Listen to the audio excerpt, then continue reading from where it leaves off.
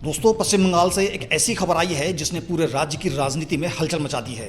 बंगाल में लंबे समय से गुंडागर्दी, राजनीतिक हिंसा और सांप्रदायिक तनाव को लेकर सवाल उठते रहे हैं। अब राज्य की नई सरकार ने इस पर लगाम कसने के लिए एक बेहद सख्त कानून को मंजूरी दे दी है, जिसे लोग एंटी गुंडा एक्ट के नाम से जान रहे हैं। इस कानून के तहत बिना मुकदमा चलाए किसी भी व्यक्ति को 1 साल तक हिरासत में रखा जा सकता है। तो चलिए विस्तार से समझते हैं कि आखिर यह कानून है क्या, इसे क्यों लाया गया, इसमें क्या क्या प्रावधान हैं और इस पर सियासी हलकों में कैसी प्रतिक्रियाएं आ रही हैं। पश्चिम बंगाल विधानसभा का एक विशेष सत्र 29 जून को बुलाया गया।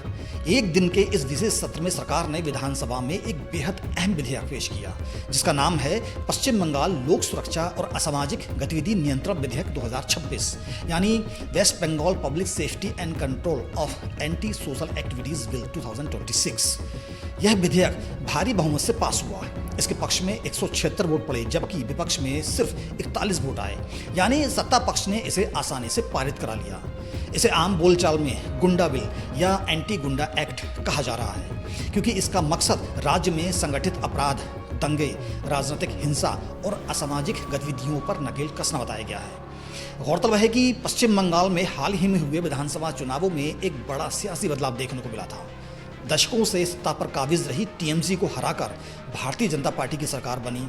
मुख्यमंत्री शुवेंदु अधिकारी के नेतृत्व में नई सरकार ने सत्ता में आते ही अपने चुनावी वादों को पूरा करने की दिशा में तेजी से कदम बढ़ाने शुरू कर दिए, और यह कानून उन्हीं वादों में से एक माना जा रहा है। चुनाव प्रचार के दौरान प्रधानमंत्री नरेंद्र मोदी से लेकर केंद्रीय गृह मंत्री अमित शाह तक भाजपा के तमाम बड़े नेताओं ने बंगाल में गुंडाराज खत्म करने और अपराधियों को सबक सिखाने की बात कही थी। अब सत्ता में आने के बाद सरकार इसी दिशा में ठोस कानूनी कदम उठाती दिख रही है। अब सवाल ये उठता है कि आखिर इस नए और सख्त कानून की जरूरत क्यों पड़ी। इस पर मुख्यमंत्री शुवेंदु अधिकारी ने विधानसभा में अपनी सरकार का रुख साफ किया। सीएम शुवेंदु अधिकारी ने कहा कि मौजूदा आपराधिक कानून संगठित असामाजिक तत्वों से निपटने के लिए नाकाफी साबित हुए हैं। उन्होंने विधानसभा में यह भी दावा किया कि पश्चिम बंगाल की राजनीति में गुंडा संस्कृति की शुरुआत सीपीएम यानी वामपंथी दलों के शासनकाल में हुई थी। उन्होंने आरोप लगाया कि साल 2001 में सत्ता में बने रहने के लिए विशेष प्रकार के गुंडों को तैनात किया गया था, ताकि विरोधियों को लोकतांत्रिक तरीके से सत्ता में आने से रोका जा सके। इसके अलावा मुख्यमंत्री ने यह भी आरोप लगाया कि साल 2019 के बाद से तत्कालीन सरकार ने एक खास समुदाय को संदेश देने की कोशिश की कि वह उनके साथ खड़ी है, जिससे कथित तौर पर असामाजिक गतिविधियों को और बढ़ावा मिला।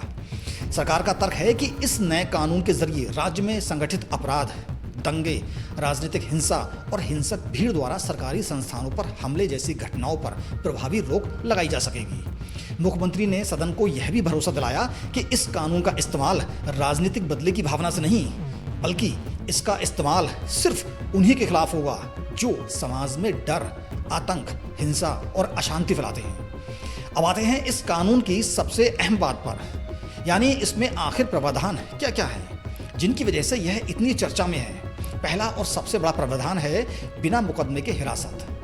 इस कानून के तहत किसी भी व्यक्ति को, जैसे प्रशासन गुंडा या असामाजिक तत्व घोषित करता है, बिना अदालत में मुकदमा चलाए 1 साल तक हिरासत में रखा जा सकता है। इसे कानूनी भाषा में प्रिवेंटिव डिटेंशन यानी एहतियातन हिरासत कहा जाता है। दूसरा प्रावधान है हिरासत का आदेश जारी करने का अधिकार। इस कानून के मुताबिक पुलिस अधीक्षक यानी एसपी या उससे ऊपर रैंक का कोई भी अधिकारी हिरासत की रिपोर्ट दे सकता है। इसके अलावा राज्य सरकार, जिला मजिस्ट्रेट और पुलिस कमिश्नर को भी यह अधिकार दे सकती है कि वे अधिसूचित इलाकों में हिरासत की शक्तियों का इस्तेमाल करें, बशर्ते बाद में इसकी मंजूरी सरकार से ली जाए। तीसरा अहम प्रावधान है इलाका छोड़ने का आदेश, जिसे एक्सटर्नमेंट कहा गया है। अगर जिला मजिस्ट्रेट, पुलिस कमिश्नर या डीआईजी या उससे ऊपर रैंक का कोई अधिकारी यह मानता है कि कोई व्यक्ति असामाजिक गतिविधियों में शामिल है या शामिल होने वाला है, तो वह उसे सुनवाई का मौका देकर आदेश दे सकता है कि वह तय किए गए इलाके, जिले या उसके किसी हिस्से को छोड़ दे। तय समय तक वह व्यक्ति उस इलाके में वापस नहीं जा सकता। चौथा प्रावधान है संपत्ति जब्ती और वसूली का। अगर कोई व्यक्ति कानून के तहत गुंडा घोषित होता है तो उसे सिर्फ जेल ही नहीं भेजा जाएगा, बल्कि उसकी संपत्ति बेचकर उस नुकसान की भरपाई भी की जाएगी जो उसने दंगे या हिंसा के दौरान सार्वजनिक या निजी संपत्ति को पहुंचाया है। यह एक बड़ा बदलाव है क्योंकि मौजूदा कानून में हिंसा में शामिल लोगों से संपत्ति के नुकसान की भरपाई वसूलने का कोई सीधा प्रावधान नहीं था। पांचवा प्रावधान डिटेंशन ऑर्डर के दायरे से जुड़ा है। एक बार जब हिरासत का आदेश जारी हो जाता है तो उसे राज्य में कहीं भी लागू किया जा सकता है, ठीक उसी तरह जैसे किसी अरेस्ट वारंट को लागू किया जाता है। हिरासत में लिए गए व्यक्ति को सरकार द्वारा तय किए गए पश्चिम बंगाल के करेक्शनल फैसिलिटी यानी सुधार गृह में रखा जाएगा। छठा और बेहद महत्वपूर्ण प्रावधान है समय सीमा और समीक्षा का। शुरुआती हिरासत में आदेश 15 दिनों से ज़्यादा लागू नहीं रह सकता जब तक कि राज्य सरकार उस समय के भीतर इसे आगे बढ़ाने को मंजूरी ना दे। साथ ही इस कानून के तहत एक एडवाइजरी बोर्ड भी बनाया गया है।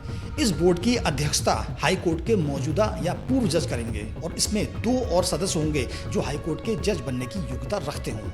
यह बोर्ड तय समय सीमा के भीतर हिरासत के आदेशों की समीक्षा करेंगे ताकि इसका दुरुपयोग रोका जा सके। 7वां पहलू है गुंडा की परिभाषा। इस कानून में गुंडा शब्द की एक बेहद व्यापक परिभाषा अपनाई गई है जिसमें कई तरह की असामाजिक गतिविधियों में शामिल लोगों को शामिल किया जाता है। यही व्यापक परिभाषा है जिस पर सबसे ज़्यादा विवाद और आलोचना हो रही है और हम इस पर आगे विस्तार से बात करेंगे। इसके साथ ही विधानसभा में एक और विधेयक पेश किया गया जिसका नाम है the West Bengal maintenance of public order संशोधन विधेयक 2026।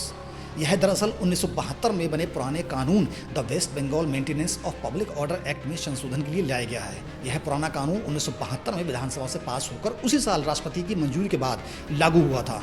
यानी करीब 50 साल से ज़्यादा पुराने इस कानून को अब आधुनिक ज़रूरतों के हिसाब से बदला जा रहा है क्योंकि सरकार का मानना है कि यह पुराना कानून आज के संगठित अपराध और दंगाई मानसिकता से निपटने के लिए नाकाफी है।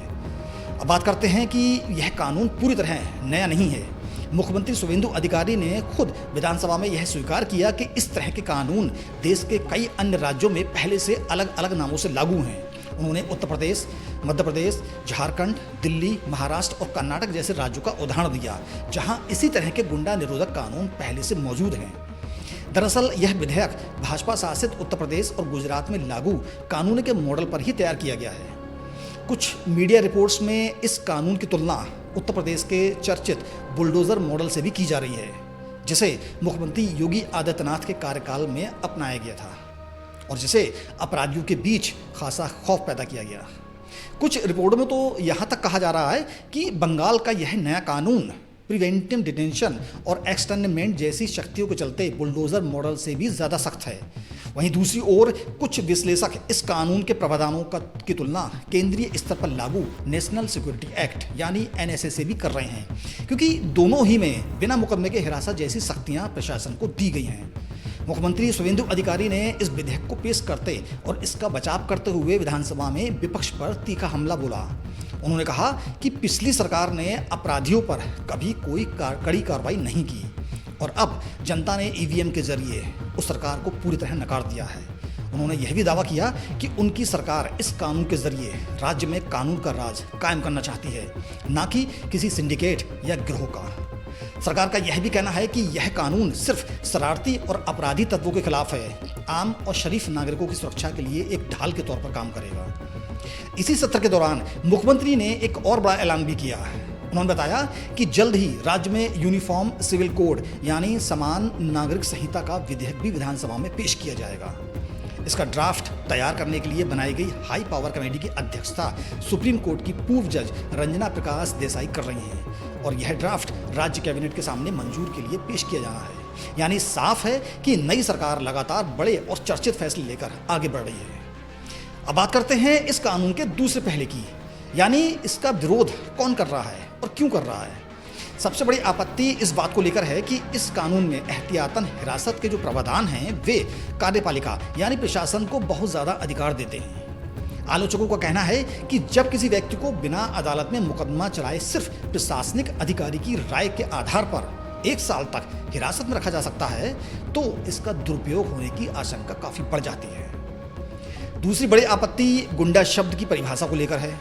आलोचकों का मानना है कि यह परिभाषा इतनी व्यापक है कि इसके दायरे में कई तरह के लोग आ सकते हैं, चाहे वे वाकई गंभीर अपराधी हो या ना हो। ऐसे में राजनीतिक विरोधियों या असहमति जताने वाले लोगों की भी इस कानून के दायरे को लाए जाने की आशंका जताई जा रही है। तीसरी आपत्ति यह है कि यह कानून किसी व्यक्ति को उसके अतीत के अपराध के आधार पर नहीं, बल्कि भविष्य में संभावित व्यवहार के अनुमान के आधार पर हिरासत में लेने की इजाज़त देता है।